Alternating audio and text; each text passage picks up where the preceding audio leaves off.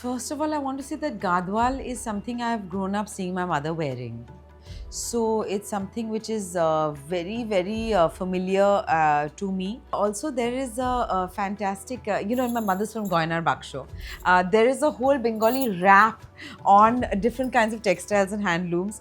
And over there are things I've never even heard of, like Pacha Pede, which sounds like almost a bad word because it focuses on because it has a double what do you call it, border, and it drapes around the hips very beautifully. So there are, these names are almost like poetry, all of this. What has become exactly nowadays, what is more popular or has become more extinct, I wouldn't know exactly. I've just grown up hearing these words. I've seen my mother wear a lot of this stuff. I personally like a lot of ikkat. I like a lot of dhakai, jamdani. I love that kind of stuff personally to wear a lot. I actually remember my grandmother's saris very well.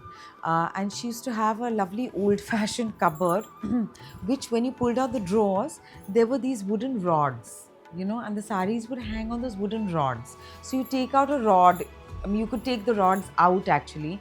And these were often actually very simple, basic Bengali, like tangails and stuff, saris, which I've seen my grandmother wearing while I was growing up. Then I've seen my mother wearing it, and I have worn the same saris. So this is like an emotional thread for me. I gravitate, of course, towards blue a lot. But the good thing about handloom is that because I guess it's organic dyes or vegetable dyes, I colors which I normally don't like. Actually, I love those colors as well in those vegetable dyes, and the way it comes across in the handloom. I really enjoy that. I also like very much what we call it muga. I don't know if it's called muga in Hindi. I think it's the ghee color. That slightly very dull gold ghee color, and upon which a lot of different styles look nice. I mean, there's one thing that I don't like, which I can say, but which is, I don't even know, that's not really handloom, but I really don't like hand painted saris.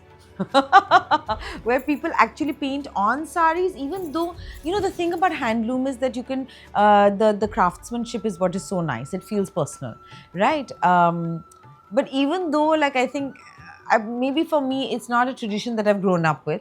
So that is something that I don't relate to. But otherwise, I mean, in terms of handloom and textile, I can actually embrace it all.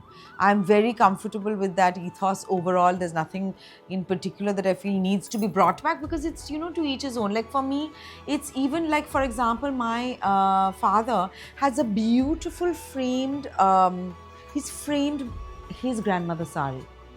And I'll show you the photograph. It's actually framed in glass, and it's on an old fashioned hanger with an old fashioned blouse, and it looks so stunning. That kind of thing, imagine having, like how you hang textiles. So even if it's not for to drape it on the body, or even for tableware or linen, it's actually, some of it is just artwork. It can be tapestry, it can be framed, it can be hung up, and that is something also, like, it gives a beautiful texture and warmth to bring back.